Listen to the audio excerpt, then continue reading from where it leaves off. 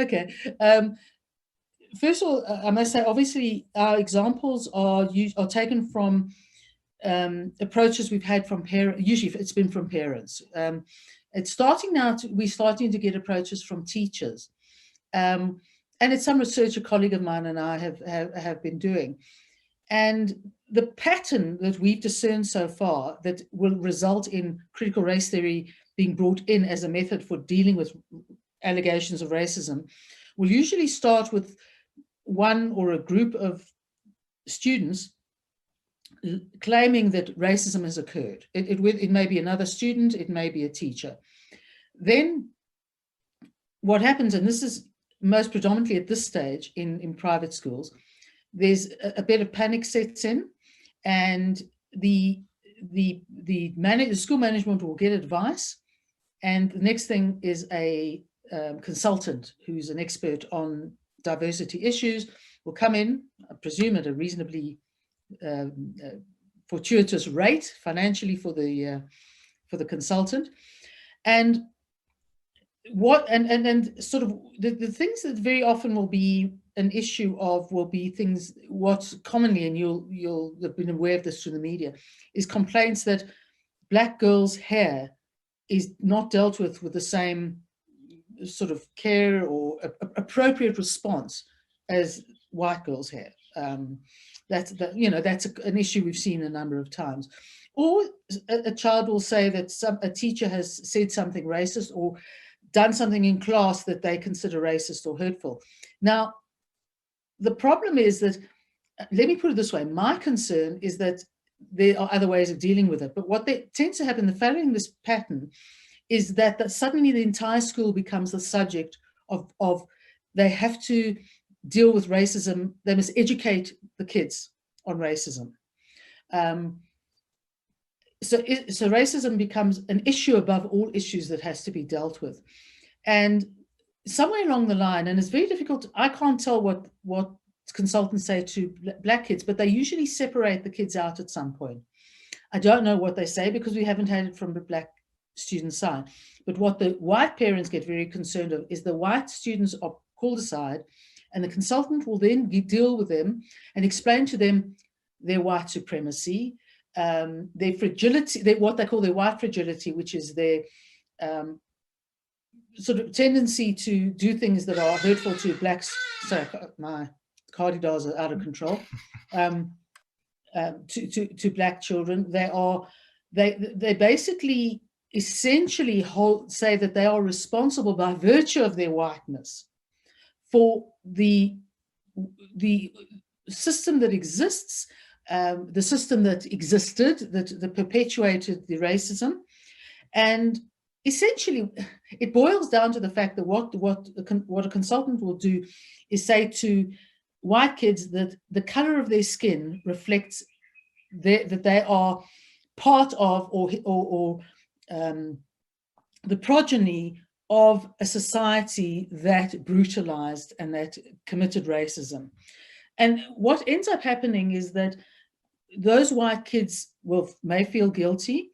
They will often tell their parents what's happened, and that's when we get told of what's happened, is that instead of it being an issue that is dealt with openly, frankly, and combined to discuss issues and look at what are the things people how they need to regard each other, the things people should be more respectful of in each other, and in other words, deal with each other, deal with the kids on a positive basis as to what is necessary to improve relationships, increasing their understanding of where people come from, but not to segment people into where they come from based essentially purely on the color of their skin, and it works from there. So of course what happens is you end up having the Black kids empowered by virtue of their reinforced victimhood, and the white kids become sometimes a bit timid, reluctant to say anything, reluctant to challenge anything,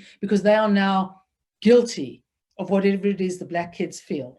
And to my mind, that approach, and I call it CRT, we can call it whatever you like actually, but that's essentially the modus operandi, I think is incredibly, incredibly destructive. Especially for a young person, because he doesn't have the critical faculties yet to challenge something like this. So, I mean, it's extremely dangerous. It can lead to depression or even suicide. Sure. No, look, and if you think about it, I mean, when you're looking at kids, and you're looking at teenagers in particular, teenagers can be brutal, and you've got social media. So while social media can certainly be a source of racism, I mean, adults will go onto social media, as we've seen in the past, and say or do racist things. The same can happen the other way, and it becomes a form of bullying.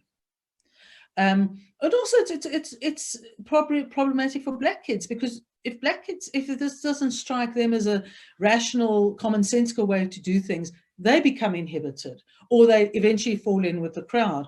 And that's not the way something like race relations should be dealt with.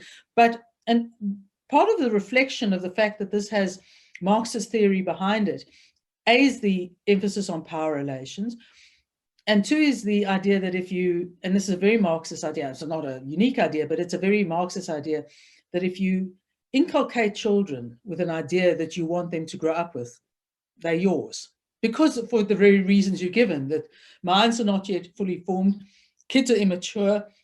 I mean, we've seen examples in the States. I haven't yet had an example brought to me, but I'm sure it probably happens, where children of mixed marriages, of multicultural marriage, whatever you want to call them, go home traumatized because they are taught to see their Black father as good and their white mother as bad, and they can't necessarily filter out Wow.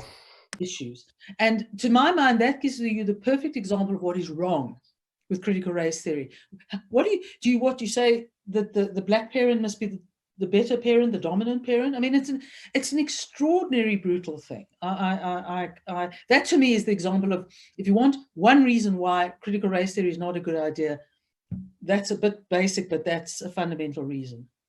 Now, that's definitely disturbing. Is there also a connection between critical race theory and a determination to rewrite history? Are they also trying to rewrite history?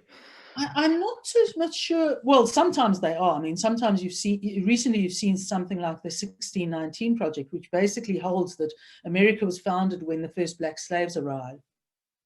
And that is a distortion of history. That's not to say, and I know from friends of mine, relatives in America, that the teaching of American history and the bad sides of American history, and there are very bad sides of American history, and slavery was certainly a significant one, is not always even and is not always thorough. And so there's always grounds for teaching a history properly to include the good and the bad.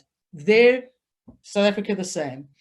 But the problem is that it is when you're selective about your history. Now, for example, South Africa is in no way affected by American history.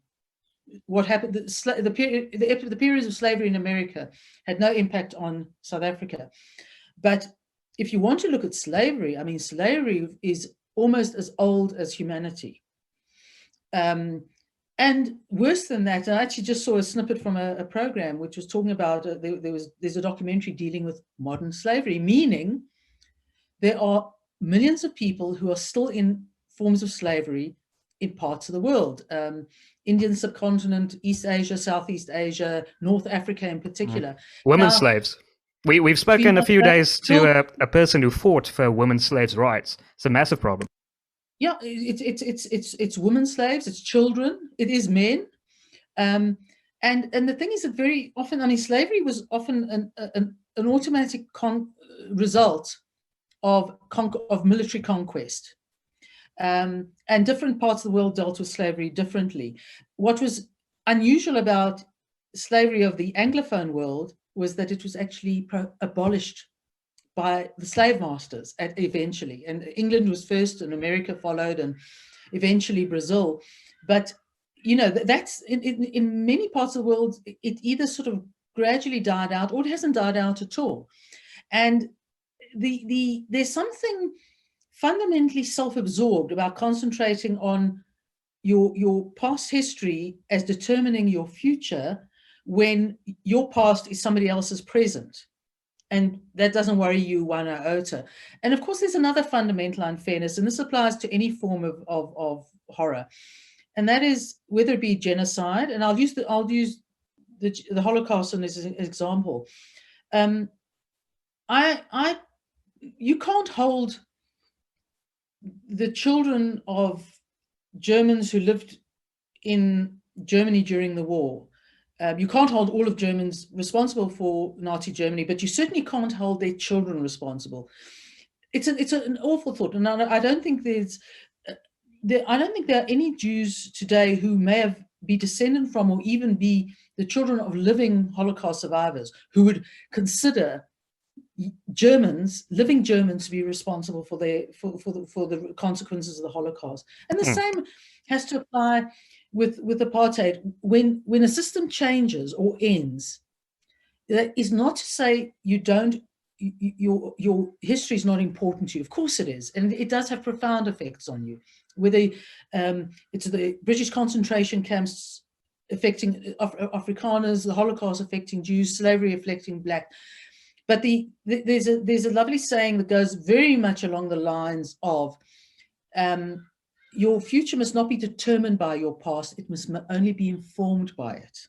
Because if you're stuck in your past, if your past becomes everything that you're relying on your past to determine your future, you'll actually be stuck. Definitely. And another example would be if the Boers, the Afrikaners, still had animosity towards the English for keeping their wives and families in concentration camps. But they've gotten over that. That's also why they've managed to grow, probably. Well, you see, the thing is that, I mean, I certainly, all impressions I've had from talking to Afrikaans friends is how big the concentration camps under the English, what a lasting impact that had. And it's part of the history that will go to explaining the rise of apartheid. And then the same likewise is that the colonialism and apartheid will explain where Black South Africans are at to some extent. But the point is that knowing from history is a society can help you improve your life, but at the end of the day, it is up to you to make the best of any help, or to seek the help, or to respond to the help. If you don't get the help, and arguably this is where the ANC has done so badly in the last 12, 13, 14 years, is that improvements that were being made stopped being made because of cadre deployment, state capture, etc., etc. And so what most of us are saying is that those things that should help uplift people have gone missing. And that's probably the most distressing thing about where we live now, is that people who should have been able to progress because of better education, better opportunities, better health, are stuck.